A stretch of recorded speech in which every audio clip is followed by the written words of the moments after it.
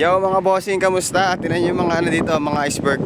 Ang gaganda oh. Grabe oh. Tingnan mo yung korte niyan. Hindi basta-basta oh. Ganda.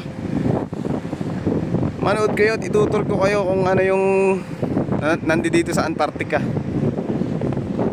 Ano nga pala, time check dito 9:18 ng gabi. Pero kung makikita nyo, sobrang liwanag. Mukhang walang planong dumilim. At hindi talaga dumidilim dito. Minsan-minsan lang. Tapos yun nga pala, ito.